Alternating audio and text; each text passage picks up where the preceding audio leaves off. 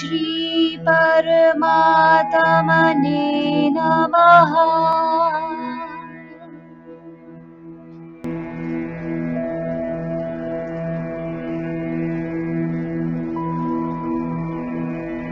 We are about to begin our journey into the second chapter of the Gita.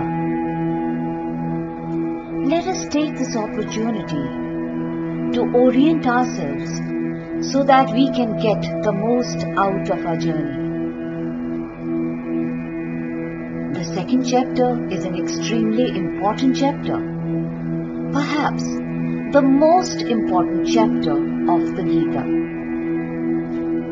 It is long and contains most of the oft quotes and verses of Gita.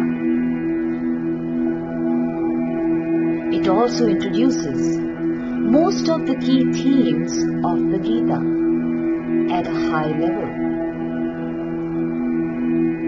The rest of the Gita picks up these themes and elaborates on them. Therefore, it is a variety of topics that we shall get to see in this second chapter. Looking back at the first chapter, we can see that it covered topics that any person could easily identify with. The second chapter will be different in this aspect. It will tackle a mix of the practical as well as the spiritual, because the Gita treats both aspects as integral to living life correctly. The second chapter will also introduce abstract concepts that may initially seem unfamiliar and hard to understand. The attitude here should be like the person who's visiting a prominent art gallery for the first time. You will see landscapes as well as modern art. The first time you come across modern art, you may not understand it, but slowly, through exposure and repetition, you begin to appreciate its nuances. We will begin chapter 2, where chapter 1 was left off, that is, in the battlefield with Arjuna, where he had discarded his weapons. So let's begin. Bhagavad Gita, chapter 2, verse 1. To him who was possessed with grief and pity, and having tear-filled confused eyes, Madhusudana spoke these words. Sanjaya opens this chapter painting a vivid portrait of Arjuna's state. The world's mightiest warrior, struck by grief and actually crying.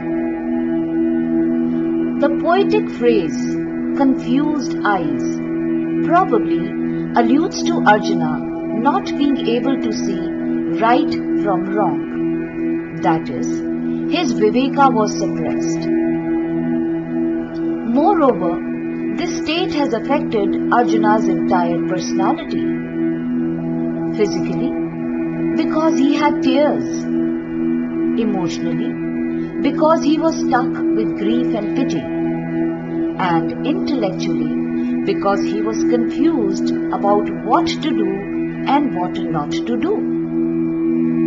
Shri Krishna is referred again here as Madhusudana.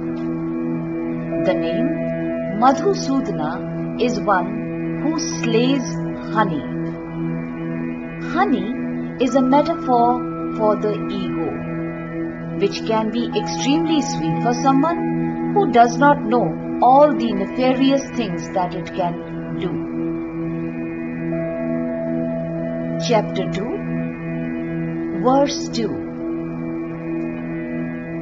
Shri Bhagwan said, "From where has this weakness arisen at this inconvenient time?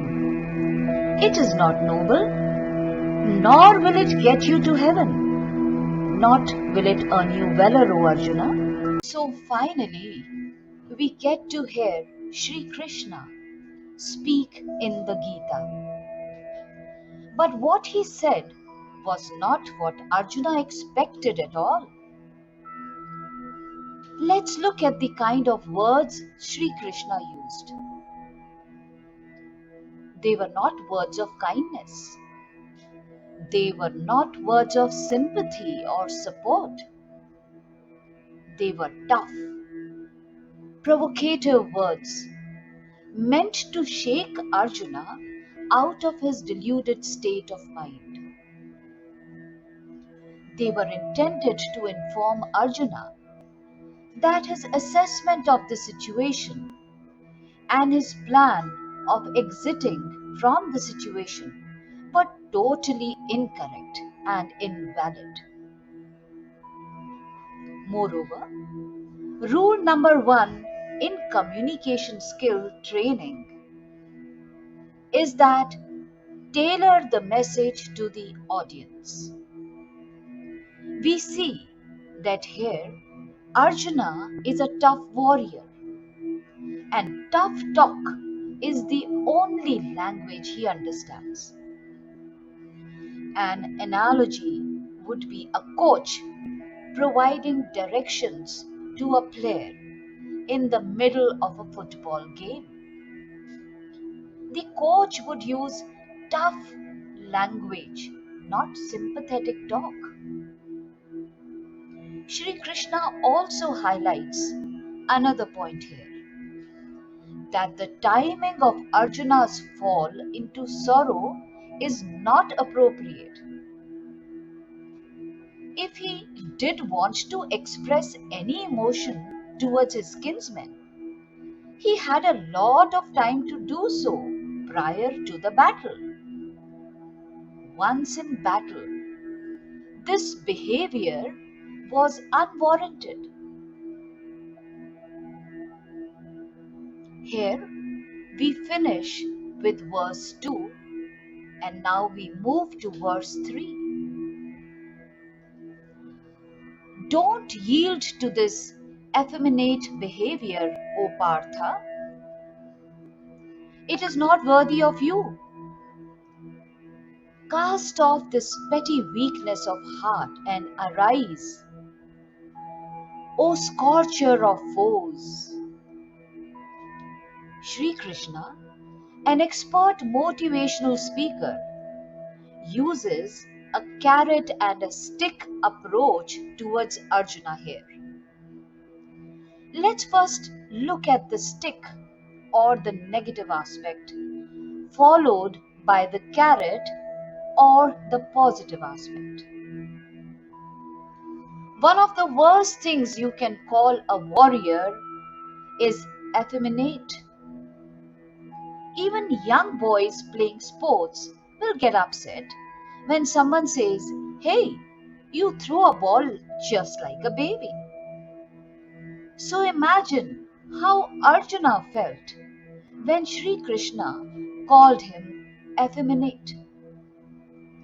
Moreover, using the adjective weak-hearted to describe Arjuna was another jolt to the usually courageous and lion-hearted warrior. But Sri Krishna also appealed to Arjuna's better qualities.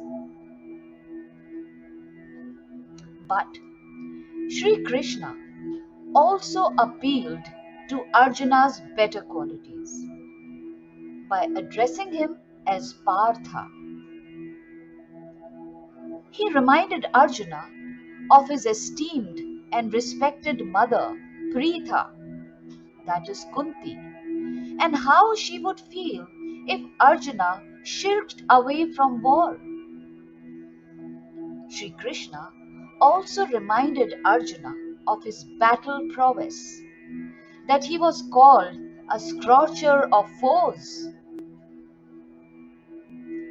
The final point in this shloka is the powerful Sanskrit word Uthishta, meaning arise.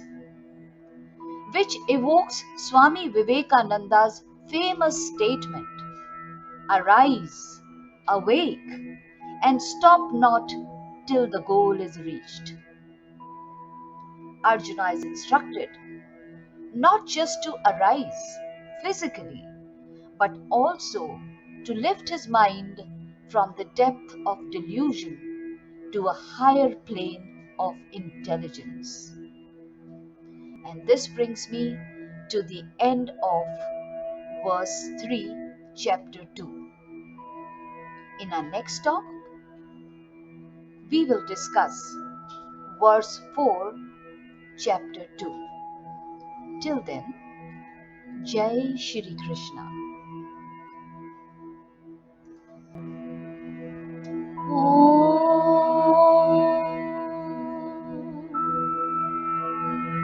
Shri Paramatmane Namaha.